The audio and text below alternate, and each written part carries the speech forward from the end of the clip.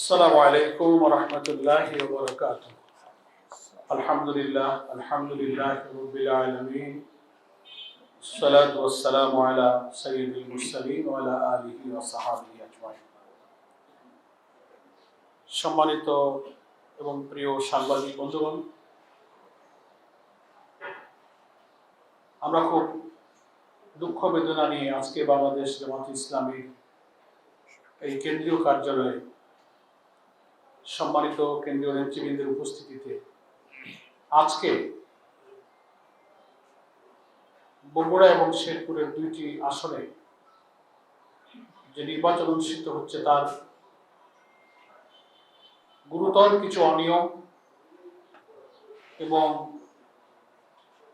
একটা নির্বাচিত সরকারের দায়িত্বে পরিচালিত প্রথম নির্বাচনে খুবই দুঃখজনক ভোট কারচুপি, জাল ভোট, এজেন্টদের বের করে দেওয়া, সকালেই সিটে স্বাক্ষর নিয়ে নেওয়ার মতো অনেক আপত্তিকর ঘটনাগুলো ঘটেছে। এখনো নির্বাচন চলছে। আমরা দুপুর 12টা পর্যন্ত সকাল থেকেই আমরা যোগাযোগ রাখছি। দুঃখের সাথে আপনাদের কাছে এ ব্যাপারে বাংলাদেশ জামাত ইসলামী কেন্দ্রের পক্ষ থেকে প্রতিবাদ জানানোর জন্য এক্ষুনি তাৎক্ষণিক সেসব বিষয়ের প্রতিকার এবং ব্যবস্থা নেওয়ার দাবিতে আজকে এই প্রেস ব্রিফিংয়ে আমরা মিলিত হয়েছি। আপনারা যারা এসেছেন তাদের সকলকে আমি আন্তরিকভাবে মোবারকবাদ জানাচ্ছি। যেহেতু আমাদের নামাজ সামনে, আমরা খুব দীর্ঘ করবো না। আমি সংক্ষেপে আপনাদের কাছে কিছু তথ্য এবং আমাদের উদ্বেগটা প্রকাশ করে আমরা ব্রিফিংটা শেষ করতে চাই। প্রিয় সাংবাদিক বন্ধুগণ, ভূমিকাতে আমি বলবো যে এই দুইটা উপনির্বাচন আমাদের প্রচার বিভাগের এহসানুল মাহবুব জুবায়ের ভাই আপনাদেরকে বলেছেন, শেরপুরে শ্রীবর্তী এবং চিনাইগাতি এখানে আমাদের প্রার্থী ইন্তেকাল করেছিলেন। তার আগে শ্রীবর্তী উপজেলার সেক্রেটারি মাওলানা নুরুজ্জামানকে নির্মমভাবে হত্যা করে মাওলানা রেজাউল করিমকে হত্যা করা হয়েছিল। নানান ঘটনা সেখানে ঘটেছে। সেইখানে উপনির্বাচনে প্রার্থী হয়েছে আমাদের মাসুদুর রহমান মাসুদ ভাই, সাবেক সেনা কর্মকর্তা। আর বগুড়াতে যিনি আমাদের প্রার্থী ছিলেন, বগুড়া শহরের আমির, কেন্দ্রীয় মজলিস শুরার সদস্য জনাব আবিদুর রহমান সোহেল, ফরম পরিষদের সদস্য। এবং আপনাদের অবগতির জন্য আমি আরো জানাচ্ছি যে আমরা বিগত 4, 5 এবং 6 3 দিন এই দুটি আসনে কেন্দ্রের পক্ষ থেকে আমি নিজেই সফর করেছি এবং আমাদের নির্বাহী সদস্য অধ্যক্ষ শাহাবুদ্দিন সাহেব আমার সঙ্গে ছিলেন। এই দুইটি আসনের বিভিন্ন এলাকায় আমরা পরিদর্শন করেছি, সমাবেশ করেছি, সাংবাদিক সম্মেলন করেছি।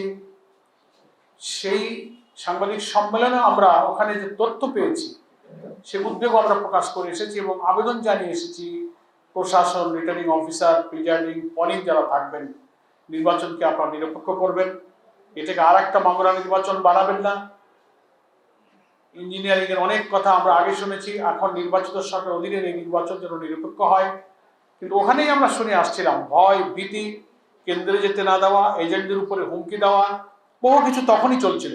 এই আমরা যে কয়েকদিনে সফর করলাম, আজকে সকাল থেকে ঠিকই দেখলাম সেই ধারণা সত্য ঘটেছে। আমি একেবারেই খুব সংক্ষেপে আপনাদেরকে কয়েকটা তথ্য দিচ্ছি। প্রধান 3টা কাজ।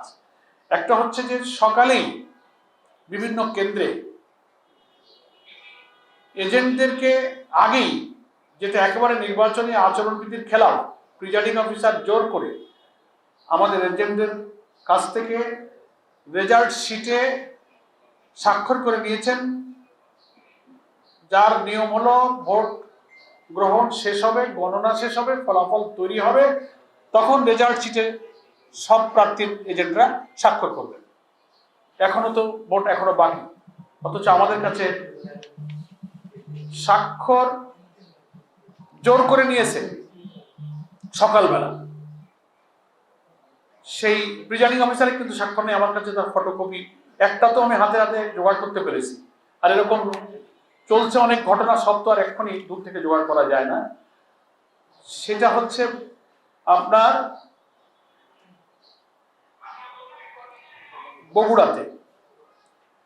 বগুড়াতে এটার কেন্দ্রের নাম হচ্ছে মালতীনগর সরকারি প্রাথমিক বিদ্যালয়, কেন্দ্র নম্বর 1। এই কেন্দ্রের যারা আমাদের এজেন্ট ছিলেন, সকালবেলায় তাদেরকে স্বাক্ষর নিয়ে নেওয়া হয়েছে রেজাল্ট শিটে, এবং দেখবেন এখানে প্রিজাইডিং অফিসারের স্বাক্ষরের জায়গাটা ফাঁকা ফাঁকা তো থাকবেই। সকালবেলা তো আর ভোটও শেষ হয় নাই, গণনাও হয় নাই, স্বাক্ষর করবেন কিন্তু এরপরে এখন ইচ্ছা মতো ভোটের সংখ্যা বসায় দিতে পারবেন, বলবে আপনাদের এজেন্ট তো স্বাক্ষর আছে। এটা একটা গুরুতর অভিযোগ।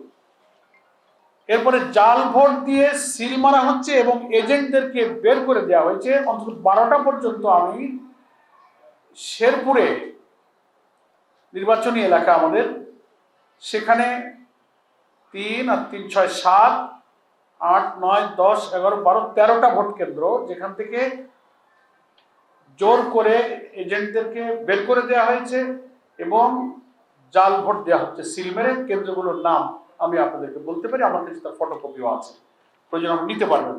কিন্তু সেই জাল ভোট ঠেকানোর জন্য আমাদের ইসলামিয়া কামিল মাদ্রাসা যে ভোট কেন্দ্র, সেখানে শ্রীবর্দী পৌর বিএনপির সেক্রেটারি আব্দুল্লাহ মোহাম্মদ দুলাল এবং পৌর আহ্বায়ক অপুর নেতৃত্বে সেই কেন্দ্রে ঢুকে এজেন্টদেরকে বের করে দেওয়া হয়েছে। এটার প্রতিবাদ করতে গিয়েছে জামাত ইসলামের ওই উপজেলা জামাত ইসলামের যুব কমিটির সভাপতি আমির হামজা। তার উপরে চড়া হয়েছে, মারপিট করেছে, রক্তাক্ত হয়েছে। সে নিজেও মিডিয়ার সামনে বক্তব্য রেখেছে, আপনারা ভাইরাল দেখতে পাবেন সোশ্যাল মিডিয়াতে। কিন্তু এই বের করে দেওয়া জাল ভোট এইসব কিছু এখন অনেক ভাইরাল হয়েছে। আর আগে তো আমি বললাম যেটা সকালবেলাতেই রেজাল্ট শিটে সই করে নিয়েছে মালতীনগর সরকারি প্রাথমিক বিদ্যালয়, এটা বগুড়া 6 নির্বাচনী এলাকা, কেন্দ্র নম্বর 1, এখান থেকে নিয়েছে।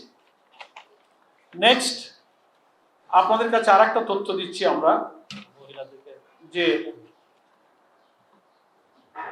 পুলিশকে, সেনাবাহিনীকে, রিটার্নিং অফিসারকে আমাদের নেতৃবৃন্দ নির্বাচনী দায়িত্বে যারা আছেন তারা বারবার রিকোয়েস্ট করার পরেও কোনো প্রতিকার হয়নি। সেখানে বিএনপি প্রার্থীর পক্ষ থেকে নিযুক্ত পেটোয়া বাহিনী কেন্দ্রে কেন্দ্রে তারা হামলা করছে, মহিলাদেরকে ভোট কেন্দ্রে যেতে বাধা দিচ্ছে, তাদেরকে অপমানিত করছে, লাঞ্ছিত করছে। মনে হচ্ছে প্রশাসন অসহায়, কোন এক জায়গা থেকে নির্দেশিত হয়ে তারা যেন এখন আন্ডান, তাদের কিছু যেন করার নেই। তো সাংবাদিক বন্ধুদের কাছে আমরা এই কথাটা এই জন্য বলছি যে কেবলই 1-1.5 মাস হলো অবাধ নিরপেক্ষ নির্বাচনের কথা বলে আন্দোলন করা, সংগ্রাম করা, জীবন দেওয়া ফ্যাসিবাদ বিরোধী আন্দোলনের রাজনৈতিক দলগুলোর একটি বড় দল এখন ক্ষমতায়। তাদের হাতে প্রথম দুটো উপনির্বাচনের এই যদি চিত্র হয়, তো সামনে স্থানীয় সরকার নির্বাচন সহ আর যেসব নির্বাচন হবে, সেই নির্বাচনে আমরা কি করে ভোটারদের আকাঙ্ক্ষার প্রতিফলন আশা করতে পারি। এই জন্য আমরা এক্ষুনি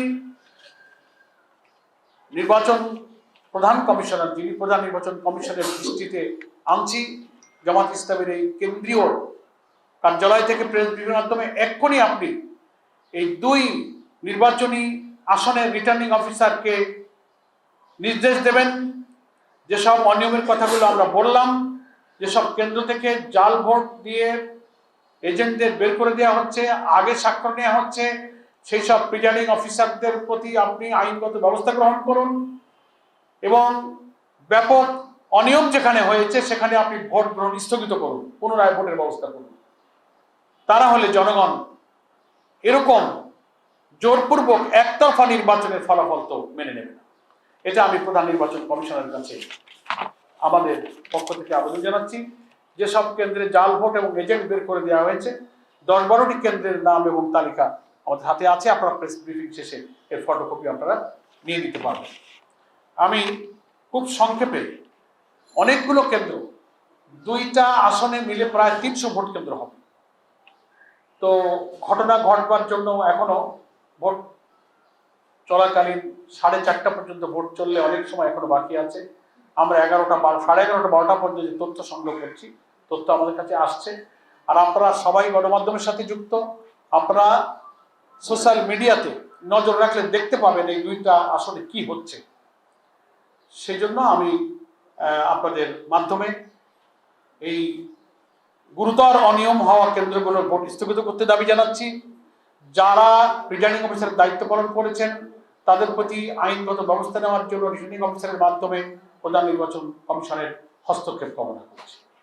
আর দলীয় সন্ত্রাসীরা ভোট কেন্দ্রে দলবদ্ধভাবে ঢুকছে কিভাবে, এবং সোশ্যাল মিডিয়াতে আসছে যে ভোটার নয় একটা ছেলে, সে ঢুকে ভোট দিচ্ছে, তাকে ধরে ফেলেছে সাংবাদিকরা, জিজ্ঞাসা করছে তোমার বয়স কত, তোমার আইডি কার্ড কই, তুমি কেন আসলে, সে লাজবাব, সে কোনো জবাব দিতে পারছে না।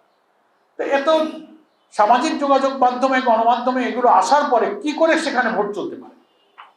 সেজন্য সন্ত্রাসী পেটো ভাইরা যাচ্ছে, আমাদের নারী ভোটারদেরকে ভয়ভীতি দেওয়া হচ্ছে, অনেকে হতাশ হয়ে যাচ্ছেন, ভোট কেন্দ্রে যেতে সাহস পাচ্ছেন না। এই দুপুরবেলা আমি আমার প্রিয় সাংবাদিক বন্ধুদের মাধ্যমে প্রধান নির্বাচন কমিশনের আশু হস্তক্ষেপ কামনা করছি, এবং বগুড়া এবং শেরপুরের এই দুইটি নির্বাচনী এলাকায় যারা কর্মরত রিটার্নিং অফিসার আছেন, প্রিজাইডিং অফিসার আছেন, তাদের দৃষ্টিতে যেন প্রয়োজনীয় ব্যবস্থা নেওয়ার জন্য নির্দেশনা দেওয়া হয়, আমি আপনাদের মাধ্যমে সেই আবেদন জানাচ্ছি। আপনাদের সকলকে ধন্যবাদ। নামাজের আগে